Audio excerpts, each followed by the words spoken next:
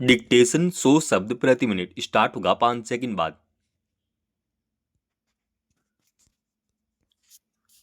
Start. Indore में पेयजल दूषित होने की वजह से कई लोगों की मौत के बाद राहत के तौर पर सरकार की ओर से मुआवजे की घोषणा की गई। लेकिन सवाल है कि क्या कुछ रस्मी औपचारिकताएं पूरी करना इस समस्या का हल हो सकता है।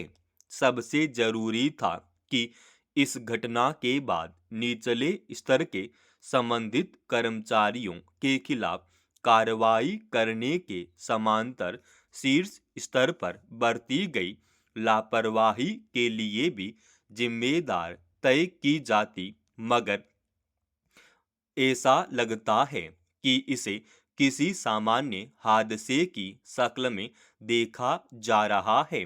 वरना क्या कारण है कि इतने गंभीर मामले के बाद भी सरकार के रवैये में एक अफसोसनाक उदासीनता दिख रही है। इसकी जिम्मेदारी लेने के बजाय वहां के एक मंत्री सवालों को जिस तरह बेमानी बता रहे थे, उसमें एक विचित्र उपेक्षा भाव था। अव्वल तो पेयजल जैसी सबसे बुनियादी जरूरत के पूरी तरह सुरक्षित होने को लेकर सरकार अपनी ओर से सजग रहती, लेकिन इसके बजाय मध्य प्रदेश हाईकोर्ट को यह आदेश देना पड़ा है कि प्रभावित इलाके में पीने के पानी के अतिरिक्त टैंकर भेजे जाएं। इस घटना से फिर यही जाहिर हुआ है कि महज हादसा या चूक मानी जाने वाली कई घटनाएं अक्सर अधिकारियों की अदूरदर्शिता, लंबे समय से बरती जाने वाली लापरवाही और कई बार जानबूझकर की गई उपेक्षा का नतीजा होती है। इंदौर के जिस इलाके में पेयजल दूषित होने की घटना सामने आई, क्या ऐसा अचानक हो गया होगा? अगर फिलहाल आई खबरों पर ही भरोसा किया जाए कि पानी की आपूर्ति वाले पाइप में गंदे नाले का पानी मिल गया, तो इस पर निगरानी रखना किसकी जिम्मेदारी है? एक बार पेयजल की पाइप बिछा देने के बाद उसमें पानी आ रहा है या नहीं, या फिर वह पीने के लिहाज से पूरी तरह सुरक्षित है, इसकी नियमित जांच करने, गड़बड़ियों की निगरानी करने का दायित्व किस पर है? अगर संबंधित महकमे में निचले स्तर पर तैनात कर्मचारी लापरवाही बरत रहे थे, तो इसका ध्यान रखना किसका काम था? इस गंभीर घटना के बाद सवाल उठने और कटघरे में खड़ा किए जाने के बाद जहां सरकार को इसकी जिम्मेदारी लेकर सख्त संदेश देने वाली कार्रवाई करनी चाहिए थी, वहां उसके मंत्री संवेदनहीन, अवांछित और गैर जिम्मेदाराना टिप्पणी कर रहे थे।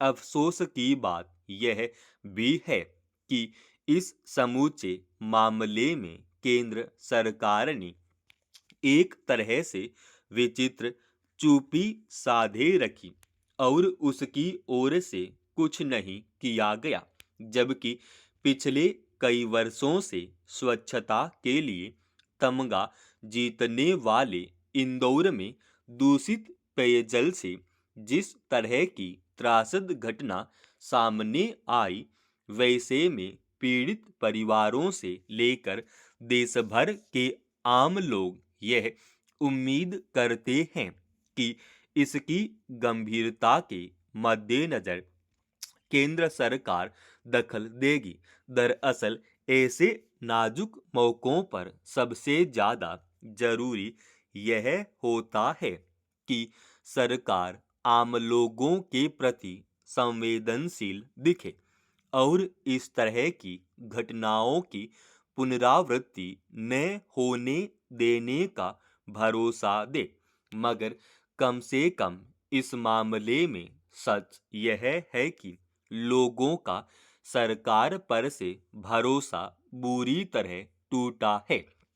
यह ध्यान रखने की जरूरत है कि राष्ट्रीय स्तर पर हर घर नल जल योजना के तहत सभी नागरिकों को पीने का स्वच्छ और शुद्ध पानी मुहैया कराने के दावे किए जाते रहे हैं, मगर पेयजल को लोगों तक पहुंचाने के रास्ते में अगर किसी भी वजह से ऐसी लापरवाही होती है कि उससे लोगों की जान पर खतरा आ जाए, तो ऐसे दावों को किस तरह देखा जाएगा? अमेरिका और वेनेजुएला के बीच पिछले कुछ समय से बने तनाव का नतीजा अब भयावह रूप में सामने आ रहा है। वेनेजुएला की राजधानी काराकस शुक्रवार देर रात अमेरिका के हवाई हमलों से दहल उठी। इस अभियान के बाद अमेरिका के राष्ट्रपति डोनाल्ड ट्रंप ने दावा किया कि वेनेजुएला के राष्ट्रपति निकोलस मादुरो और उनकी पत्नी को हिरासत में लेकर देश से बाहर भेज दिया गया है। इस हमले की वजह मादक पदार्थों की तस्करी बताई जा रही है। अमेरिका का आरोप है कि वेनेजुएला नशीले पदार्थों से जुड़े आतंकवाद को सीमा पार बढ़ावा दे रहा है, मगर सवाल है कि क्या कोई शक्तिशाली देश इस तरह की समस्या से निपटने के लिए किसी छोटे और कमजोर राष्ट्र पर हमला कर सकता है, वह भी अमेरिका जैसा देश जहां के राष्ट्रपति दुनिया के विभिन्न देशों के बीच युद्ध रुकवाने का दावा करते नहीं थकते हैं और खुद को शांति के नोबेल पुरस्कार का दावेदार घोषित कर चुके हों।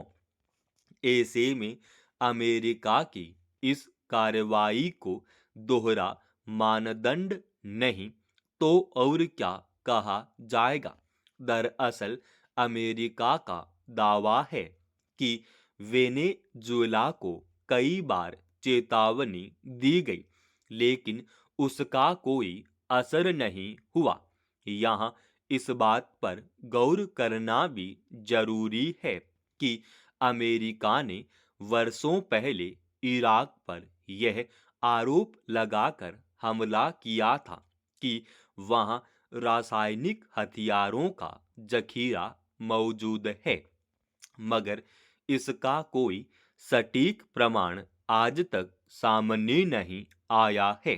जहां तक वेनेजुएला से अमेरिका में नशीले पदार्थों की तस्करी की बात है, तो इस मसले को द्विपक्षीय बातचीत या फिर अंतर्राष्ट्रीय अदालत के जरिए सुलझाया जा सकता है।